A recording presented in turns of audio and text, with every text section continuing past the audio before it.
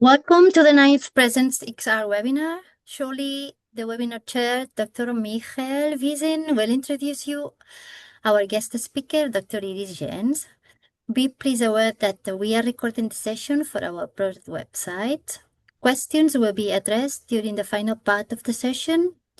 Remember that you are welcome to submit yours via the questions and answer box at any time, or you may raise your hand during the discussion to ask your question directly. Well, at the end of the discussion, sorry. Michael, the stage is yours. Okay, thank you. And it's a pleasure to me to introduce Iris Jenes.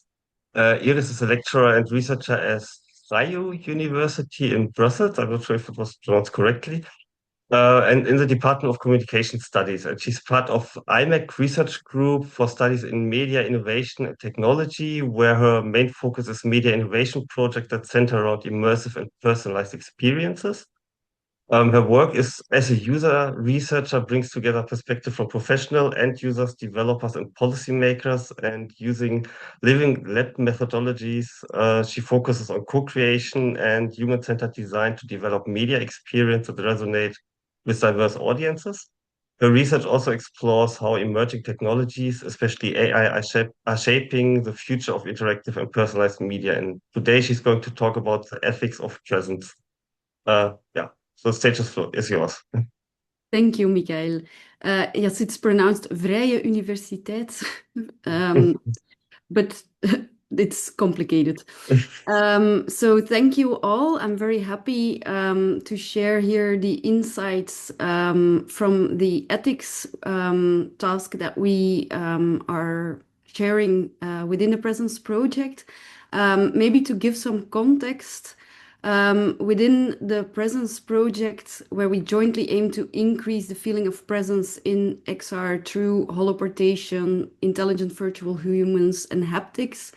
The role of our team at IMEC Smith is to lead the human-centered design approach, so the work package on human-centered design, which means that we streamline the overall evaluation framework that is implemented in the pilots, which is gathering and implementing user requirements, UX evaluations, and presence evaluation together with our colleagues from the University of Hamburg and the University of Barcelona. But part of the human-centered design work package is also the task on system ethics, trust, and privacy, which is basically this task was set up to ensure that ethical considerations are actively included in the design process. So for this last part, we decided to follow the guidance ethics approach, and that is what I will share with you today. Now that we're in the last stage of the project, how we implemented this approach, what the first outcomes were, and of course also what we are going to do next, because the project still runs for almost a year. So that's what I will be talking to you about today. Before we start, I think it's important that I explain what this guidance ethics approach is that we implemented, because it's an approach that's a bit different, because we usually see ethics as more of a question to ask yes or no. And this guidance ethics approach is actually an approach that was defined by technology and ethics philosophers Peter Paul Verbeek. And specifically with the aim to reconsider the way we look at ethics as providing a generic analysis.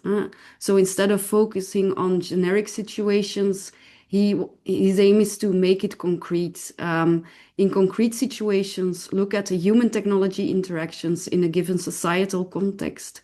And so we leave ethics as a generic dilemma posed by technology onto society, which is a deterministic point of view, towards more of a concrete methodology that facilitates action in the technology development process. As I said, ethical discussions about technologies often have the character of a dilemma. It's either acceptable or not acceptable to apply a technology in society. And that is what we want to move beyond. rather than the deterministic view that underlies these kind of dilemmas, there's an alternative where there's attention for the mutual shaping of technology and society, thus following science and technology studies, which means moving away from ethics as yes or no questions, because these can often only be answered after the facts, when the technology is already in use and already developed. So if the central questions to guidance ethics is not yes or no, then we need to put forward an alternative question. And here Verbeek poses that the alternative question is how, because this allows more nuance and a careful consideration of the values and the beliefs that are central in our social settings, in the emotional responses we have towards the use of technology in a given situation. That also implies that when you talk to people about technology, that it should be technology, a specific technology in a specific context. So we don't ask about, we want to do something with XR in health or in healthcare, what do you think about it? But really depart from what are the current practices, what are the norms and values that are typical of a specific context, and how can the technology, a very specific technology, contribute to this context, or what do we need to avoid when we implement a given technology in this context. So that also means that when you start a discussion about concrete technologies with a specific function in a specific context with real people, that it also implies that you will not talk about technology as a general concept or human beings as a general concept, but that you really talk about this specific technology in this context with this target user group. And so you really define the concepts really well, and as such, you move from the overall idea that there's a technological innovation that it is then implemented in society, but rather you see technology develop in small and continuous steps. You could also say that that also implies that you move away from negative ethics, which is more centered around what should be avoided, what should be prevented when you use a technology in a specific context. Not that those careful considerations are not important. It's important to think about what should be avoided and prevented, but it always goes together with the positive ethics centered around which values do we want to foster in the design of a technology, in the way it is implemented in a context, and in the way that users can use it. And there you also already see three things that are very crucial to the guidance ethics approach, which is the design, the implementation, and the use of technology. Now that is very theoretical. It is for the guidance ethics approach to implement it in a project. Verbeek also has guidelines and has a three-step approach or a three-stage approach that he proposes.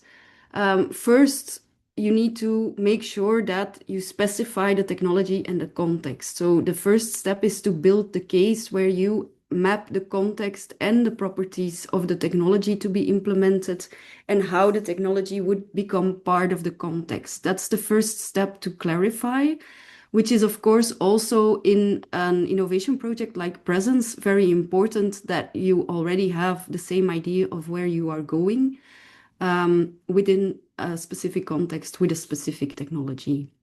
Then after you have clarified that, it is paramount to go into dialogue with the people that will use the technology or that will have to buy the technology and implement it in their personal lives or in their professional lives. So you set up a dialogue with relevant stakeholders, which includes end users, but also organizations and decision makers, policy makers, to discuss who is involved in this, what are the values that are central to the context in which the technology will be used, and how could the technology work or not work in the given situation. And then in stage 3, you explore which options there are for action. So the outcomes there is actually an ethics strategy that specifies actions at the level of technology, environment, and the users.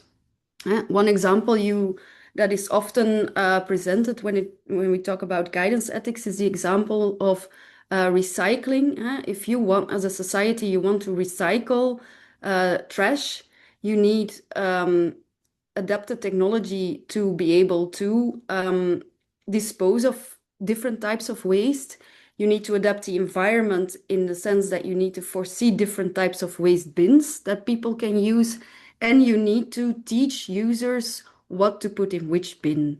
So you actually have these 3 levels, which can be defined as ethics by design, which is a technology level, ethics in use, which is the user level, and ethics in context, which is the environment in which the technology will be used.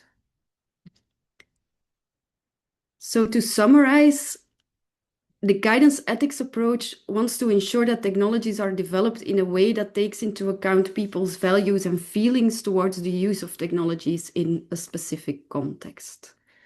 How did we then implement this for presence? Here we aimed really to provide a systematic overview for possible uses for the technologies in highly contextualized scenarios. So in presence, we have different use cases and we have different technical pillars. We anticipate any ethical issues that we need to foresee already in the development for each of these technical pillars and use cases. I know that it's still abstract, but I will make it a bit more concrete later on in the presentation. To provide some more context on how we built this within the Presence project. So we, as all European projects, are supposed to have a human-centered design work package. We decided to add the guidance ethics there because we see, at least in theory, a couple of links.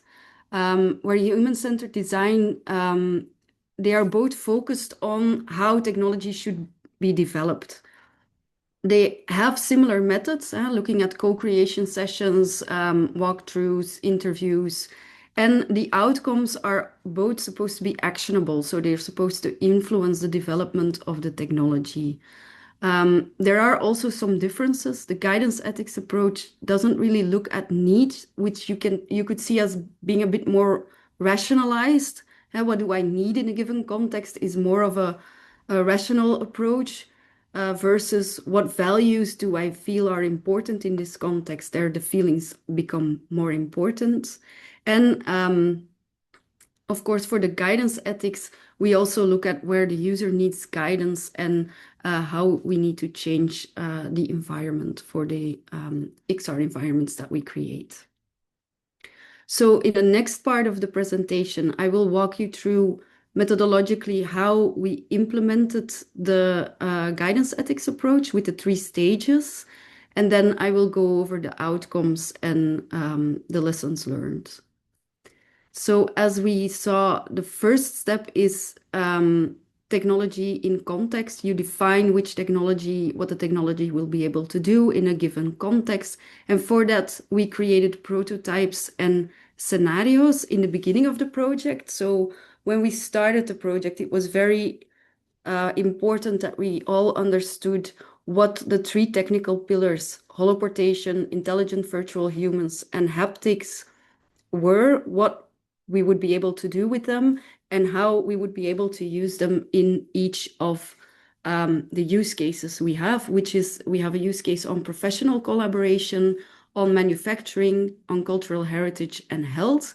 For professional collaboration, it's a meeting room where you can co-design a chair with a whiteboard that you can draw on, and some types of interactions that you can have with an intelligent virtual agent. For the manufacturing environment, it's a floor of a factory where you can operate machinery. For cultural heritage, we have the virtual version of the tunnel in Berlin. And then for the health use case, we have very specifically an environment where we want to distract people from minor health, well, not surgery, but like drawing blood and stuff like that. Now, in the beginning of an innovation project like this, you do not have the technology ready yet, or most of the environment. So what we did was we waited for the use cases to have like a first playable app where we could already see the environment, but the technical pillars were not yet integrated. These technical pillars were explained through videos that showcased how they would be used and what the implementation would be like. To clarify a bit further how they would be used for each of the use cases, we also drafted use case scenarios together with the whole consortium. And in these scenarios, we explain very clearly, with a very clear title, what the use case is about, which actors are involved in the use case, and with a little persona describing the actor and what their goals are. We describe how people go into the experience, which types of tasks that they can complete in the experience, how they can interact with different other participants or with the intelligent virtual agents. We describe how to conclude the experience and, of course, how the technical pillars are integrated and can be used. Once we had this context clarified, then we could talk to different stakeholders. In the beginning of the project, we chose to involve students. So we sent out a call for participation to students of the university, and we tried to disseminate a call to students that were relevant for specific use cases. So they were following courses in marketing for the professional collaboration use case, or design for the manufacturing use case. They were following engineering, so that we had students participating, but their knowledge was still relevant to the use case. This happened in March of last year, and we, as you can see here on the call for participation, there are a few slight differences. So in some of the cases, we did workshops, and in others, we did interviews. And you can see also there's a big difference in the amount of participants. We think that's because of the different approaches. So if we did the evaluation of the use case in a workshop setting, that meant that students had to come in during the day for half an hour to test the first playable app, and then come back in the evening to participate in the workshop. With the interviews, they were only supposed to come during the day, and they had the experience with the first playable app, and then they participated in the interview straight after.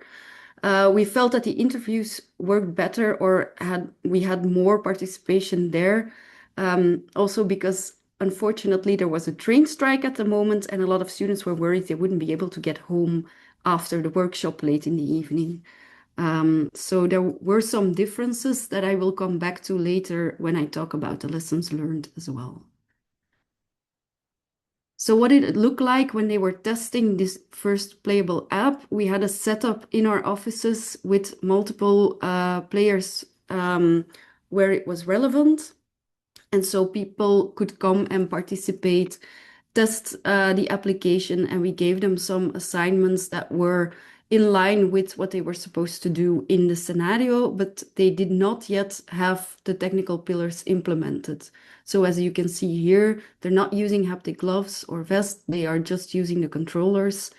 And then in the evening, when we did the workshops, or when we did the interview straight after, all the participants were shown a video explaining how haptics, holoportation, and intelligent virtual humans work, and how they would be integrated in the next stage. They were also shown the scenario so they could go back to that during the workshop. Then what you also see on this slide is the exercise we did to evaluate the first playable app, which is more in line with the human-centered design approach, and here we used the method called Rose, Thorn, Bud, which is to identify the positives, which is the rose, and that is represented on the red post-its, the negatives, which is a thorn represented on the yellow post-its, and the opportunities to grow represented on the green post-its. So we started with that so that they gave us a very first evaluation already of the first playable app before we went into the ethics part. Then, of course, we wanted to explore the ethical themes with them. So we addressed possible ethical barriers explicitly, and we covered 4 main topics explicitly. But of course, we also left room for their own ideas if there were topics that were outside of these specific topics. So we asked about their thoughts on inclusion and accessibility, by asking them who they think would find the experience easy to use, which target groups it would work well for, but also who do you think might struggle with it, might feel left out, and then think about how to make it more accessible. We talked about data and privacy. If the experience would be collecting the data of different user roles in the scenario, what kind of information do you think it would be collecting? Which issues do you see rising there? And then we asked more broadly about which barriers they saw that could prevent people from going into the experience or from enjoying the experience. And these barriers could be physical, technical, cultural, economic, anything that they considered relevant. And then finally, we asked them about what would possible risks be for example, unfair usage or excluding participants. What are the elements that would favor certain groups or create friction or discomfort within the experience? After we addressed these topics, then we went into acceptable solutions for the risks and the barriers that they provided.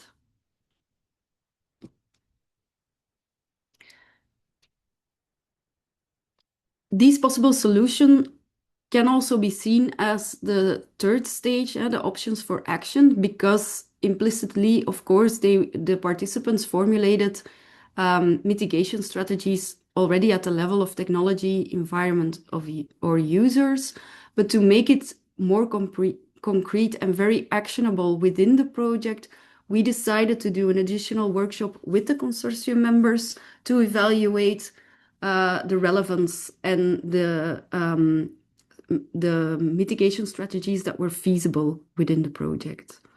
So this workshop took place in June of last year and had 3 sections basically. First of all, we walked the consortium members through which ethical themes were raised by the users and what was the feedback that was collected, so that they had a deep understanding also of where the users were coming from when they addressed certain concerns, and it becomes more tangible also for the other consortium members. Then we discussed the relevance of the ethical concerns for the project. This was important because, for example, with the question on data and privacy, for some of the applications, the types of data that were mentioned by the participants were not collected. So formulating a mitigation strategy was not really relevant for the project. And then, of course, for the ones that were relevant, we had to find mitigation strategies. How are we going to solve this concern? How are we going to implement it within the project? And we assigned responsibilities to do this. So that was a method we used. More specifically on the outcomes, here you can see an overview of what came out of the interviews and the workshops. So as you can see, when we deliberately asked participants to address ethical considerations, such as who would find it easy or difficult to access the experience, they noted the ideas, which is what you see on the left, and then how they could be mitigated. And here you can see for the cultural heritage use case, participants worked around a theme of responsibility, realism, and factuality of the experience, and how to ensure that these values are upheld or that the user is guided when they are not. So you see in the table that they want a specific company or person to be responsible for ensuring historical facts are told as correctly as possible. They want users to have access to more information so that they can continue reading if they think it's necessary or relevant, to find more context. And they also came up with the idea to have like a disclaimer if certain things were not factual, that it may not be exactly as the people at the time experienced it. This is one example. The list we got out of it was quite extensive, so it's impossible for me to show everything here. But I can show you in the analysis how we compiled the themes. And what you see here is on the left, different themes that were addressed, and then a brief translation for each use case that we have within the project, what topics came up per theme. So we structured these to reflect the ethical themes. And for example, we could identify for each use case that there were issues or that there were concerns related to accessibility and inclusivity.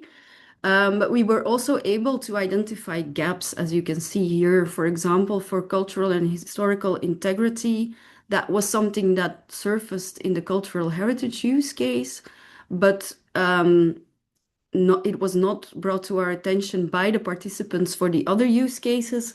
But that does, of course, doesn't mean it's not relevant.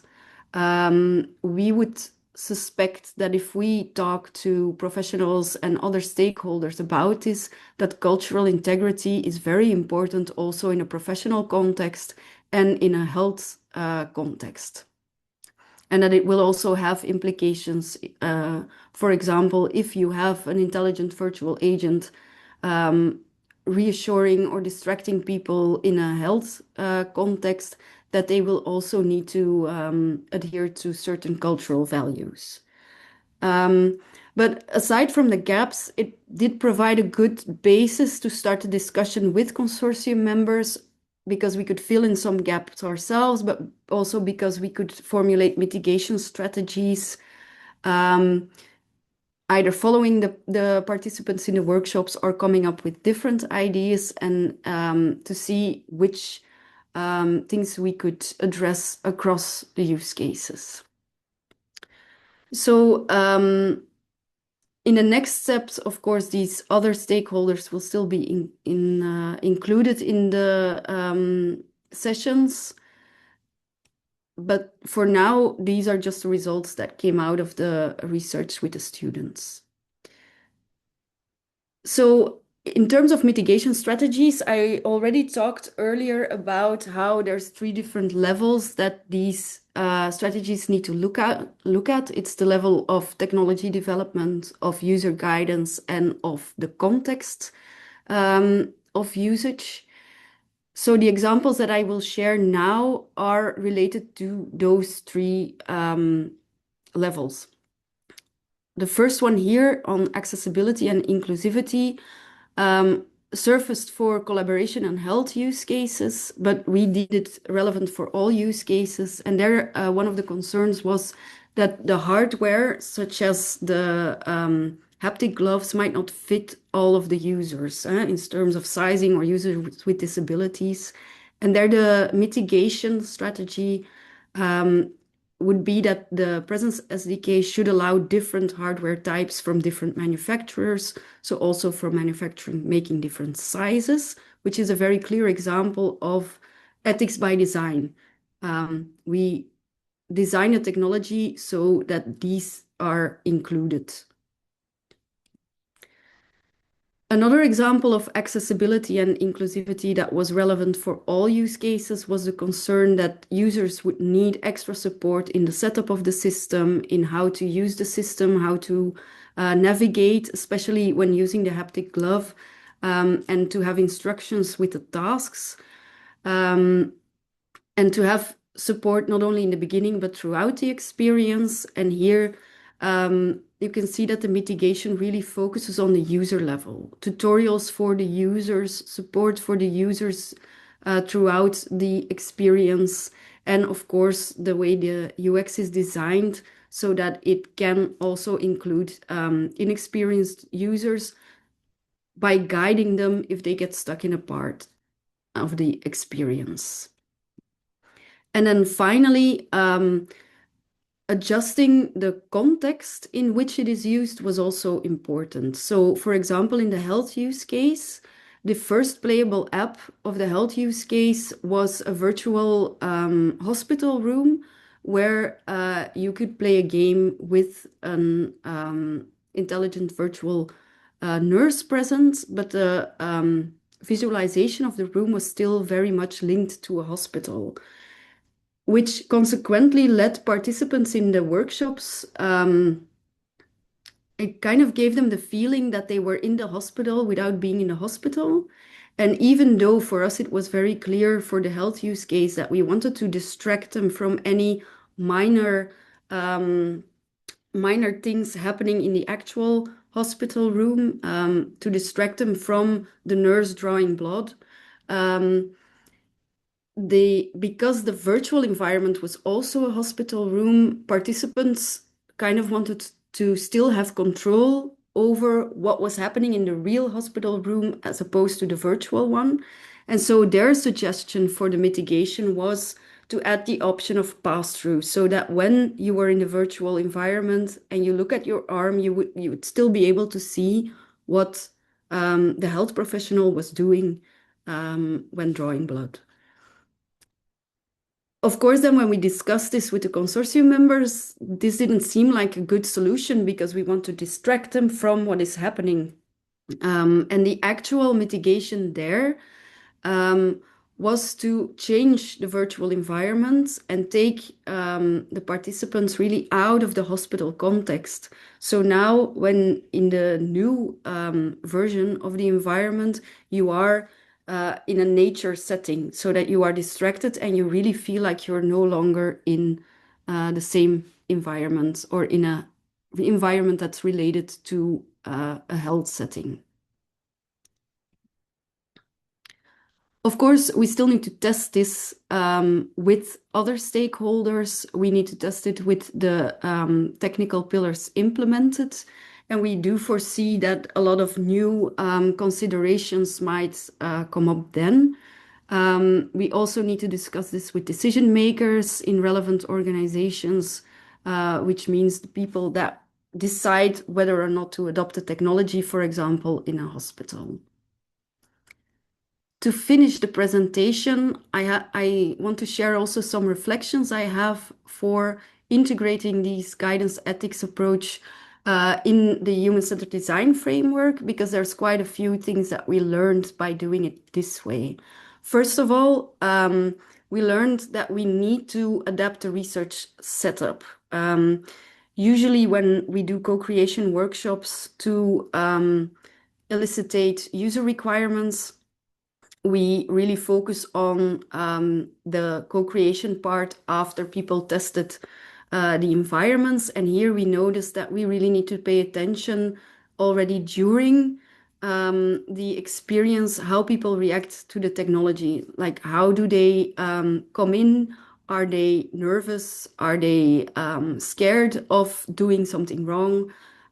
So we need to look more at the feelings in each stage of the workshop or the test. We also noticed, so for the participants, the interviews were more convenient, but for us, there was a bit of a lack of discussion when we did the interviews. And we noticed that from the workshops, we had a lot more interaction on topics and it broadened people's perspectives So we had more input from the workshops. Then we also learned that when we talk about the mitigation strategies, it was very valuable to include the technological developers and the consortium members in this process, use case owners, because then they really actively contributed towards realistic mitigation strategies and implementing these ethics strategies.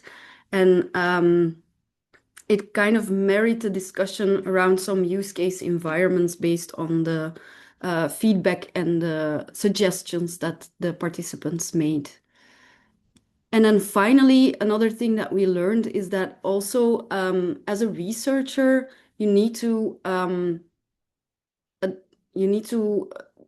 do things a bit differently, or you need to follow up on other things than if you just look at needs and motivation of people in certain current practices or in the use or non-use of technology.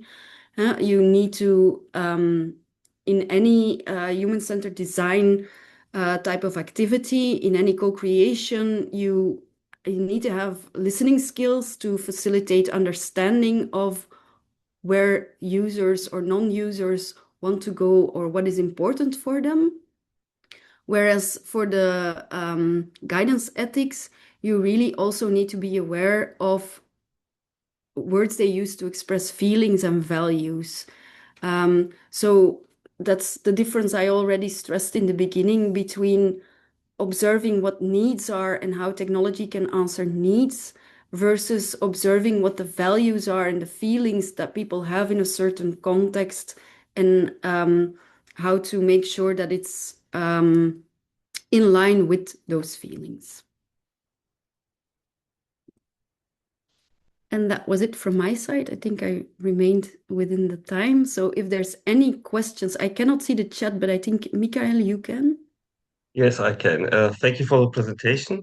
We have so far one question. You already answered it partially, but maybe you can explain a bit more because I had basically also the same question. It's how do you plan to work with real stakeholders instead of students? And do you include economic actors in the context too, as the ethical design have economic impact as well? Yeah, absolutely. So to involve the real stakeholders, we are collaborating, of course, with the use case partners. So we asked use case partners to invite stakeholders. Sometimes that's not necessarily possible. So, for example, for the health use case, we are in contact with the university hospital here in Jette. That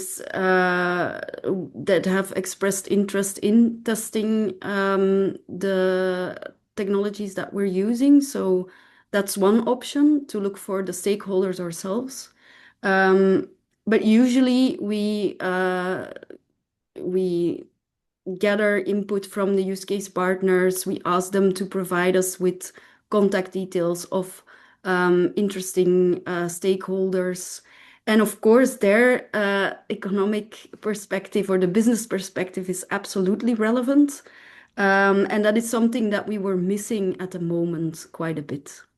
So there we are also collaborating with Sound, who is doing business clinics within the project, to see how we can kind of merge the business clinics that really want to look at how to make this feasible.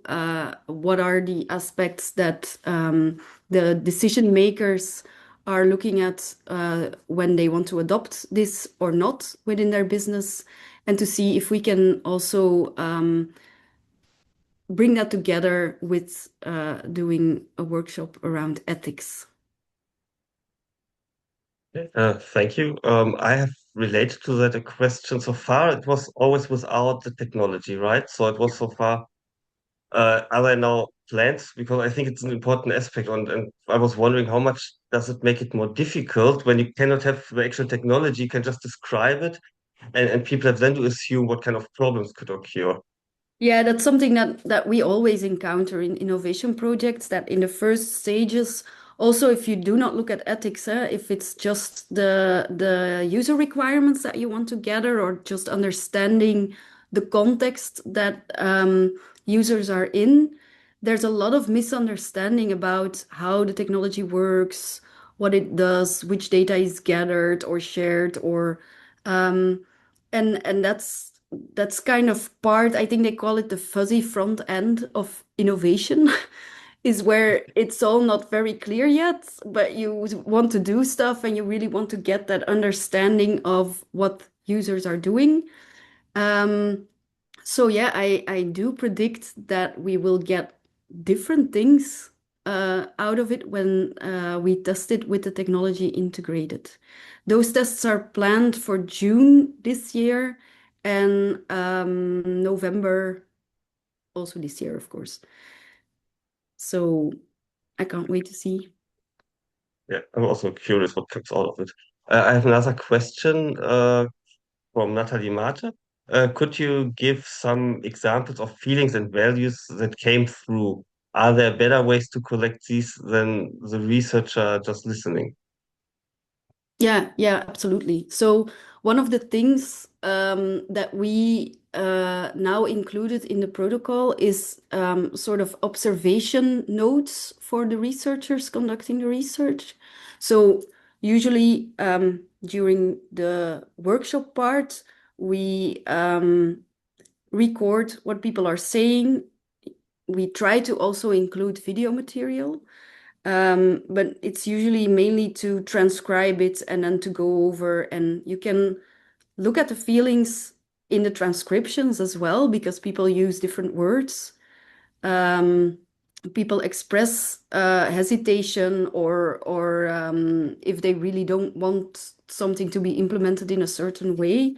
But we felt that that fell short because sometimes when people come in and you fit the technology on them, if you, for example, give them a haptic glove and you help them in it, and you will already feel whether they are tense or not, whether they seem to have experience or not. And so we added in the protocol already a place where researchers can note those kind of things that stand out for them. And then, of course, you can try to make it more explicit, and you can really explicitly ask them how it feels. We also noticed that there's a big difference between the way you ask people. If you ask them, what do you need in this type of context, or what do you think the technology will be able to do for you, the answer will be completely different when you ask them, how do you feel about this? And those are seemingly tiny differences that already give you a very different insight in how people would like or would not like to use technology in specific context. Thanks. We have another question from Carla. Thank you for your presentation. I was wondering, how do you navigate a situation where maybe the feedback from different stakeholders is actively contradictory from one each other and from one another? Yeah, that's a very good question as well. That is something that then needs to be discussed within the consortium. So I can imagine that indeed the business perspective and the user perspective sometimes contradict, and when we think about data gathering, for example. So that is then something that